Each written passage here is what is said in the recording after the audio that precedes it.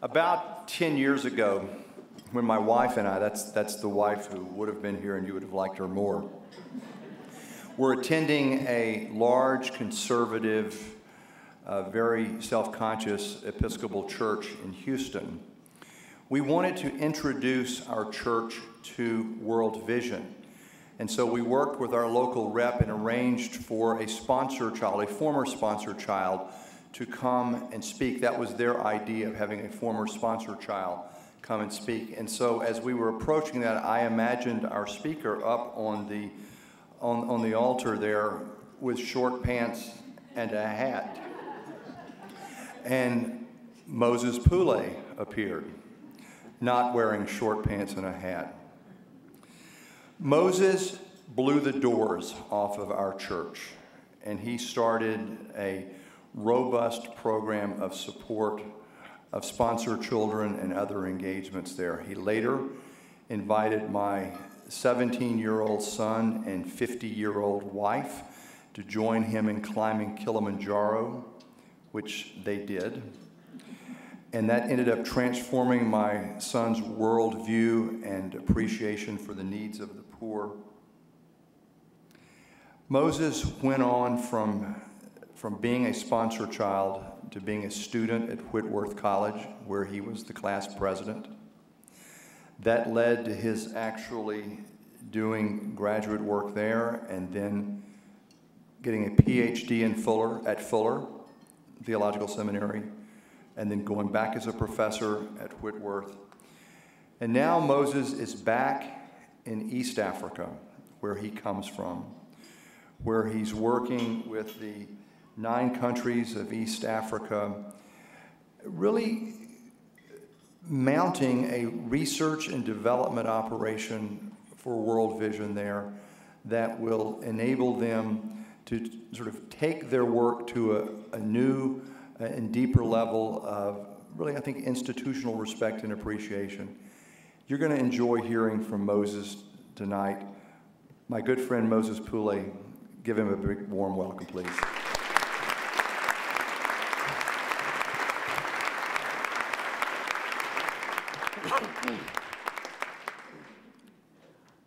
Wow. I just want to begin by saying thank you so much for all of you coming here and for all of you believing in World Vision. It's not an easy thing to do, but when somebody tells you about World Vision and everybody tells you about all these organizations that do aid, it's really hard sometimes to believe that what they tell you really does work. And that was one of my biggest fears when Luan Yoki sent me an email and said, would you come and speak at the National Leadership Forum? And at first I thought, oh, it's just another World Vision program, so why not? I said, Luan, sure, I'll come and do it. Luan, Ruth Nottingham, and Paul Didrik, whenever they want me to come and do something at World Vision, I can't say no to them for some reason. I don't know why. So thank you for believing in World Vision and for being here tonight. And thank you, David. David and Anne have been influential in my family and been good friends. And my daughter was very happy that even if I came here, I didn't get to see Josh before seeing Josh, who's David's son, that we've been friends for a long time. And she also wanted me to say, you know, you got to tell them that I'm a good hunter now. Now, some of you probably are not very good, but she shot a guinea fowl with a bow and arrow, so that's pretty good. We are the rednecks of East Africa, so it's just how things go. So thank you so much. Tonight, I want to share my story. But I'm a teacher too, so this is one thing that I want to at least communicate tonight, and that is the power of one individual to make a difference in another life when we respond faithfully to what God has called us to do.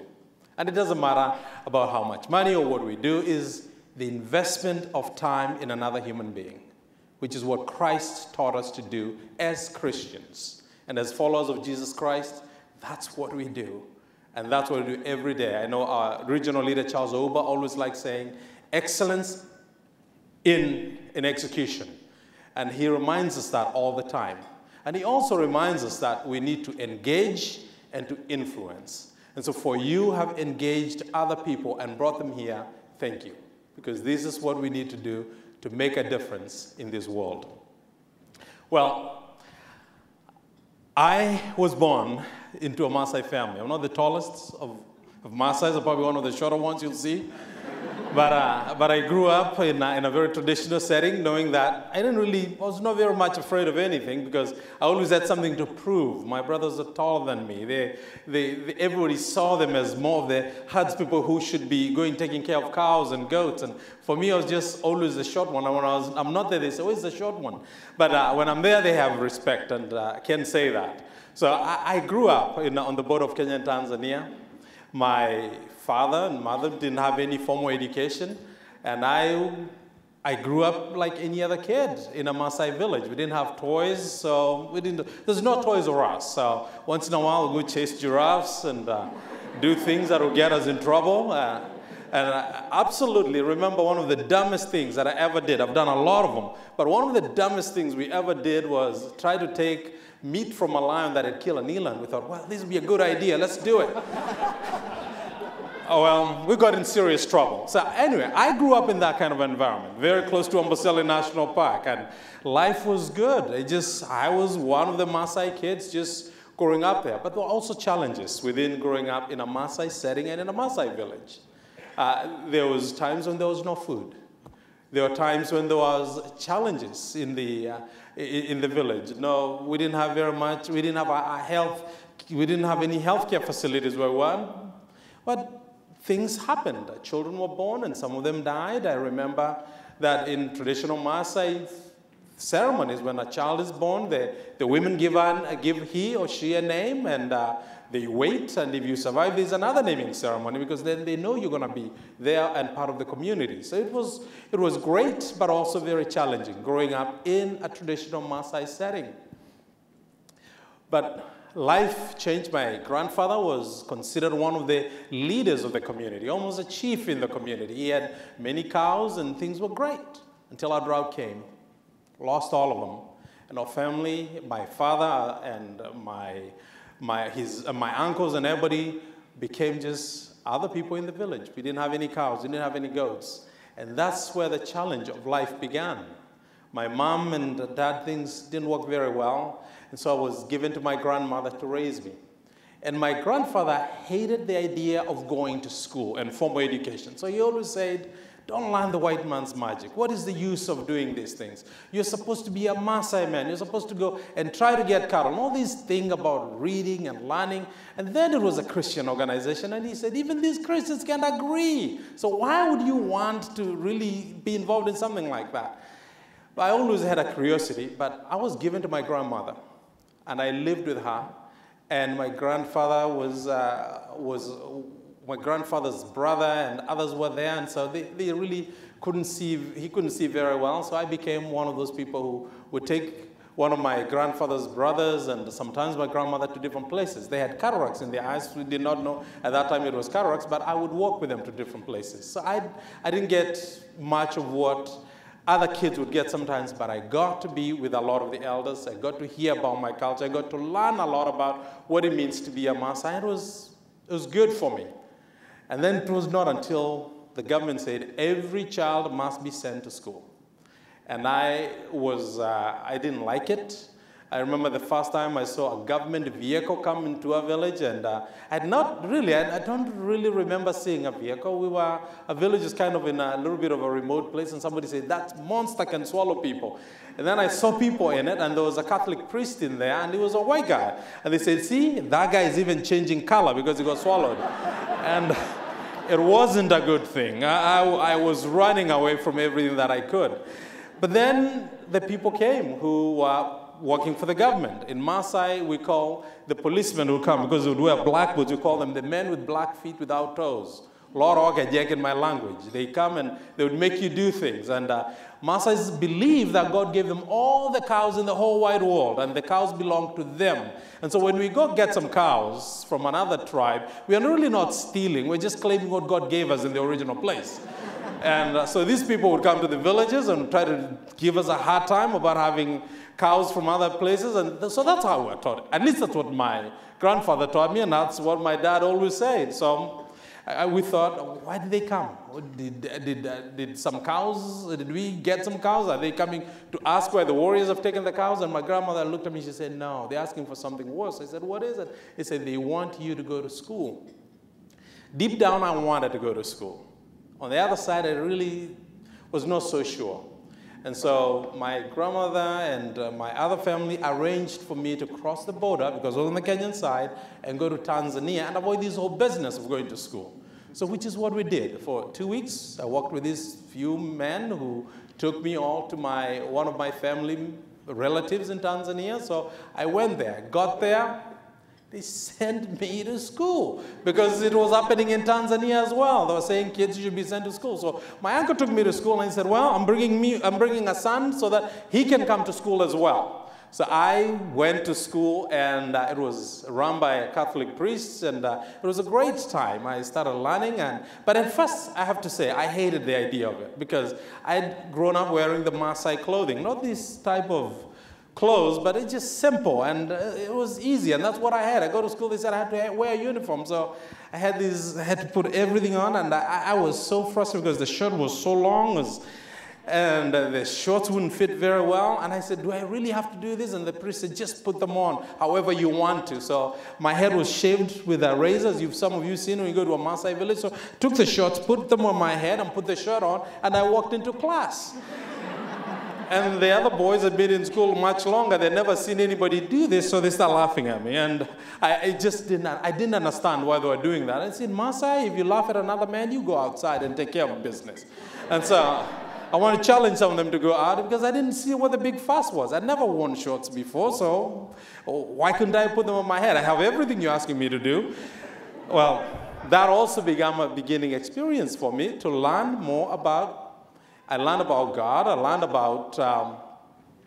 about education, and the guy was a Jesuit priest. It took a lot of time to spend time with us, so I really started to enjoy academics. I started enjoying school. I started wanting to learn to read, and I was so determined to be the best student that I can be. And God was gracious that I was able to do school, and things went well with school. But then again, a drought came.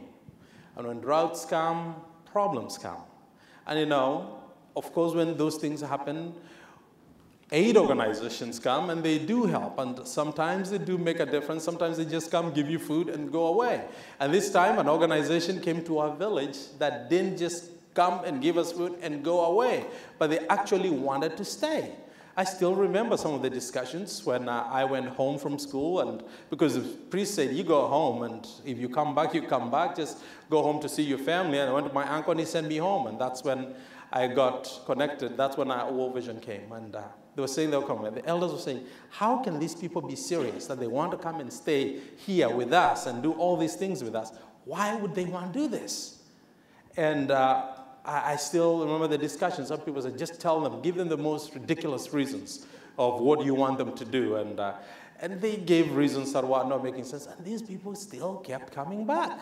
So eventually they said they're going to start helping 40 children, which grew to a lot of kids. And I still remember my first day when they came in and we stood up next to the wall, took pictures of us, and then they measured our waists and everything. And then they said, well, we'll come back. And the next thing, they came back with school uniform. They came back with information that there were some people in a far country who wanted to help us. And that's how I got my first sponsor. I was one of the older kids at the time that I got into the sponsorship. But after I was sponsored by World Vision, things changed. I knew that there would be food. My family knew that we could go to the local clinic that World Vision helped build. I learned so much about this journey that I began about God through my sponsor. Julie would write me letters and say, the sky is the limit. And things like that didn't make sense. How do you say a sky limit to a Maasai kid? It just didn't make much sense.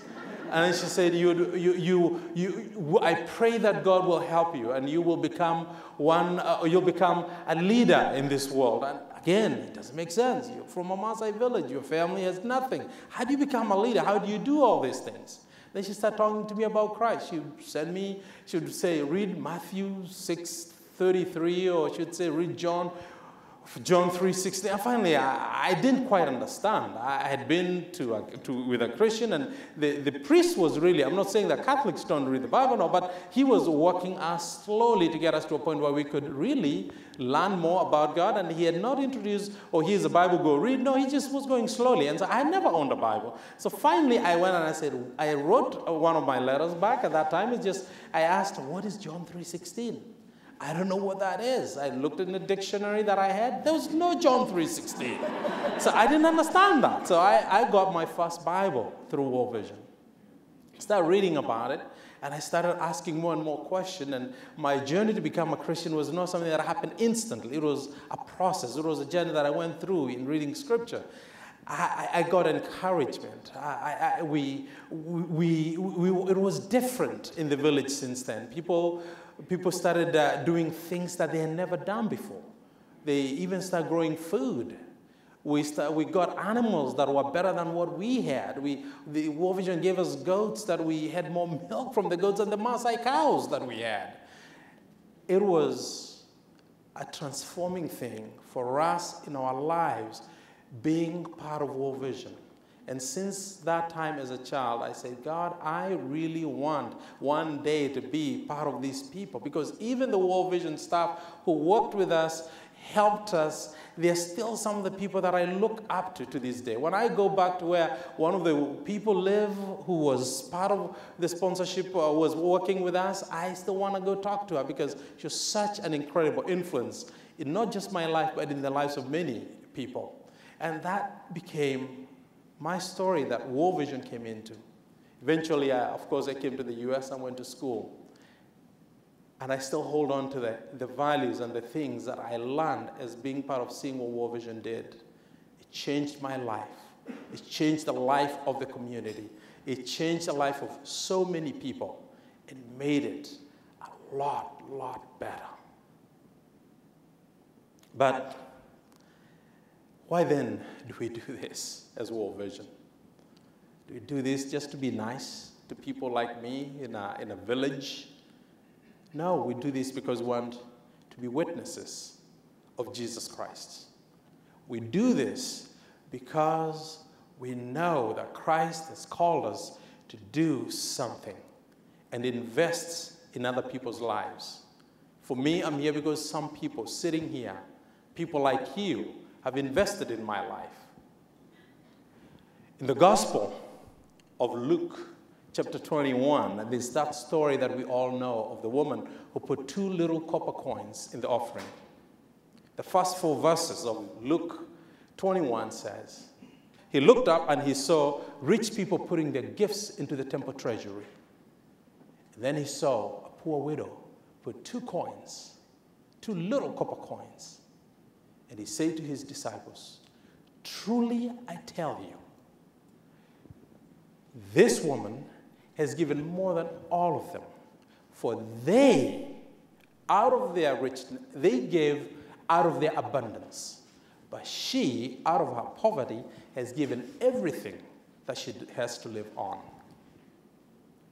If you read the other verses that follow that, they talked about how magnificent the temple was. And then Jesus' response to them is another crazy answer. These things you see here will not be there in the future. They will be broken down. People were worshiping almost the temple and everything that was going on. The reason I read this is because a lot of times we read this scripture passage and we assume that this is a judgment call on the people with resources who are wealthy, and the people have preached about this in such a different way. But when you read and study how people gave their gifts to the temple treasury, how they gave their offerings at the temple, there were people who would give to a temple treasury that would be used for the widows and for the orphans. There are people who would give to maintain the temple and to decorate and to keep it going. And some biblical scholars argue that the reason this woman's gift was so significant is because she put it in the temple treasury that was used to help the widows and the poor. She gave her money to invest in other people's lives. You see, when we invest in other people's lives, we make a difference. It doesn't matter how much we have. It matters that we do it. That's what counts. Getting up and doing something about it. I like the slogan that World Vision we had sometimes back for 30-hour famine. You have one life, do something about it. And let me tell you I want to share with you a few stories in the next few minutes that I have left of how the impact of people giving makes a big difference. One of them was I was taking groups to Africa. One of the commitments I made that I would, after coming to America, is that I was going to stay connected to people back home. So I arranged a trip to go back to Kenya on a small mission trip. Some people called them ecclesiastical tourism at the beginning, but at least I thought, well, we will go and we'll try to get people to see what goes on in Africa. And so I had a list from a church in California and other people to register to go. And I remember that when we sent the forms out, there's one that stood out. It came from an 84-year-old woman who wanted to go to Africa because she had been sponsoring a child long time in World Vision, and she wanted to go see the country he was from. The guy was from Kenya. She said, I want to go. So I thought to myself, oh, this is crazy. First of all, this is low budget. We're going to be in dung huts. We're going to be in different places. Why would I want to take an 84-year-old lady to Africa? And to make matters worse, her daughter sent me, her granddaughter was a lawyer in LA. So she sent me a nice email saying, if you take my grandmother to Africa and something happens to her, your donkey will be in trouble. And you better not do it. If you do it, you'll be in trouble. So I did not know what to do. I'm just being somebody who didn't care or was afraid. I said, well, but should we really not let her go? So my friend who was helping me organize it looked at me and he said, Mo, it's your problem if you do it. And so I sent an email and said, your granddaughter sent me this email. I can't really let you go. She said, I'm her grandmother. I do what I want. Even her mother cannot tell me what to do, so I am going. Well, I decided, well, I said, can you go? And I said, you have to sign a waiver. So she signs a waiver. And I thought to myself, well, she signed a waiver, we can go. And the granddaughter sent me a letter. She said, the waiver she signed on is not what the paper is written on. You are still in trouble. Well, I decided it's a risk worth taking. So we left and we went. We got to Kenya and we went to villages. And sure enough, after 3 days, she was sick. And I thought, oh, man, I am in trouble. And then my friend said to me, he said, Mo, you are now in it, deep. So I didn't know what to do. We get to Nairobi Hospital. There's no doctor. At the time, it was on a Sunday afternoon. But this one guy comes in. He had come out of the OR, and people say, doctor, you don't have to. So we call somebody's on the way. He said, no. He read it, and he said, no, I'll take care of her. So he took her in, and he examined her. And then he said, I want to keep her overnight. And I thought, oh, man, I'm so dead. And then I said, can she just at least go back to the hotel? It's not very far. I don't want to scare people. He said, okay, but make sure you bring her back tomorrow morning. Now, this could say it's coincidence. Or you could say it's really a God thing. So I take this lady back. And the following day, the doctor comes with his family and a stack of letters. She was the woman who was sponsoring him as a child. And I thought to myself, God, you work in amazing ways. This is not something that, she had invested her time and energy in sponsoring this person. And now, this person was a medical doctor. And in Kenya, and she gets sick and meets him. I don't know what I can say about that. Just say, it's a God thing. The other one, when I was planning to come here, I was talking to different kids, and I was saying I went to an ADP, I'm doing some research on faith and development, and I'm writing something. So I was meeting with kids, and I asked some of the kids in one of the ADPs, I said, I'm going to go meet with people who really help World Vision. What is the one thing you'd like me to say to them? Of course, the boys, they had all crazy ideas. We want the computers, we want this, we want that. And I just thought, this is such a useless question to ask. Why did I even ask it? And I just was done. I was walking away. And then this girl comes in. She's a Maasai girl. Her name is Sindame. Quiet. She said, I want you to tell them thank you. I said, can you tell me more why? She said, I'm a World Vision child. They did not make me go through circumcision when we closed school. They did not make me stay home to go fetch firewood because we have food. And they did not make me do things that I don't want. I will not be married off very young because I'm a World Vision child.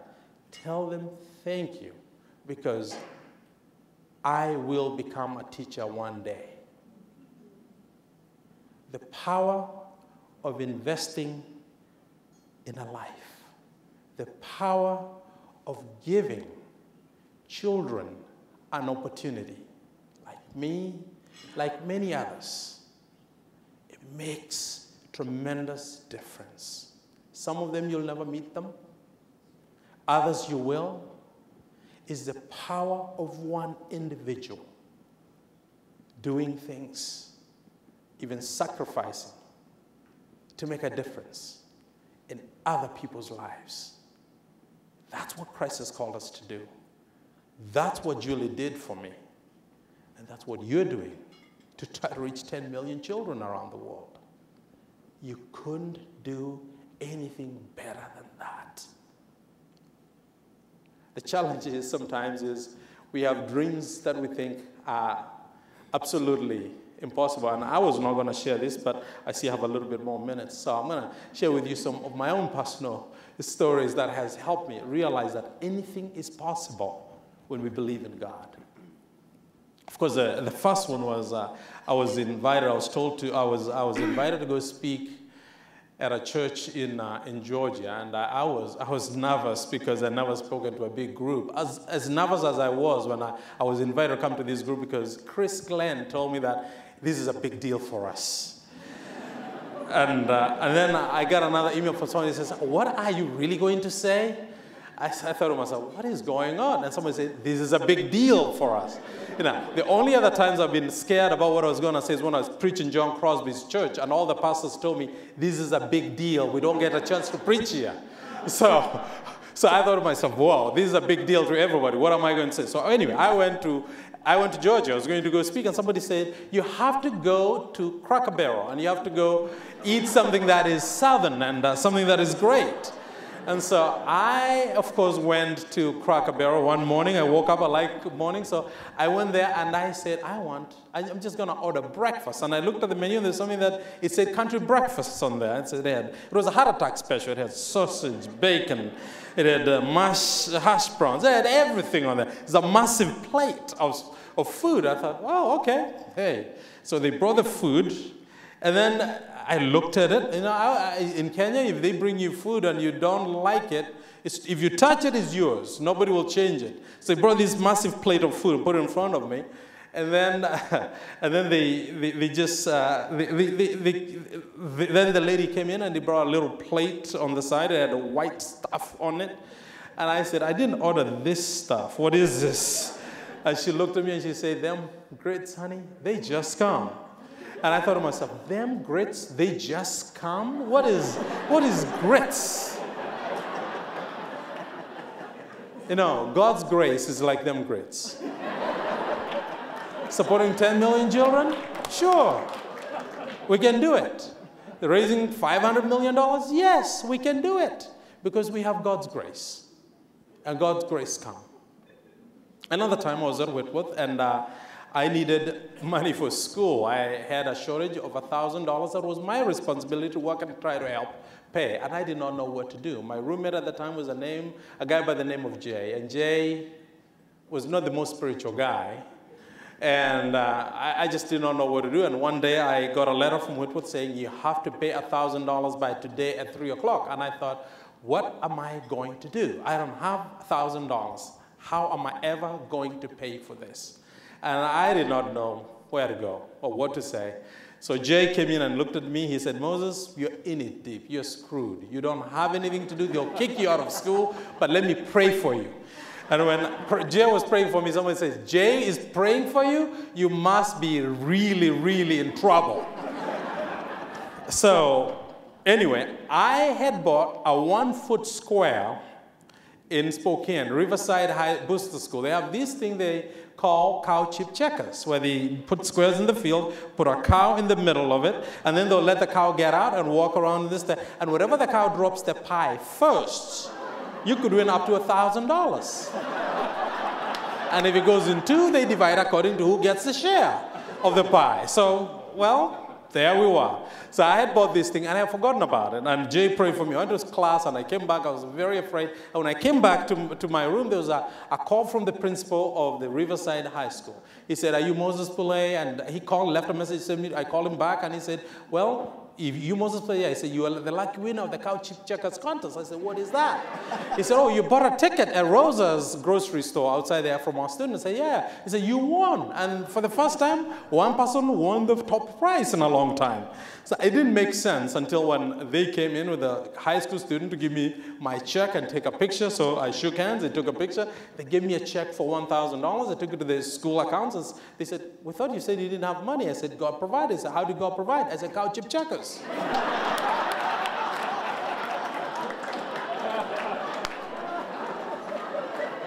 Now,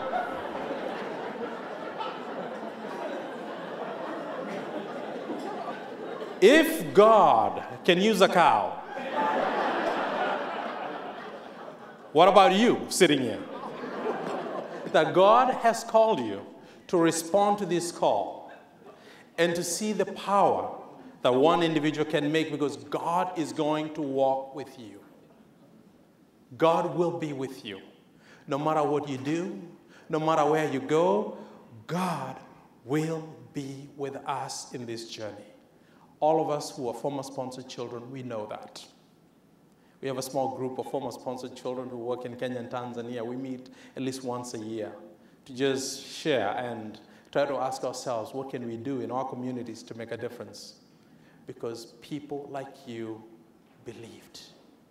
It's the power of one individual believing in what God has called them to do and make a difference. You have a challenge. You have a calling to join this rescue mission and investing in one life at a time, because that's what will make a difference in the world that we live in. Thank you so much for believing and doing this with us.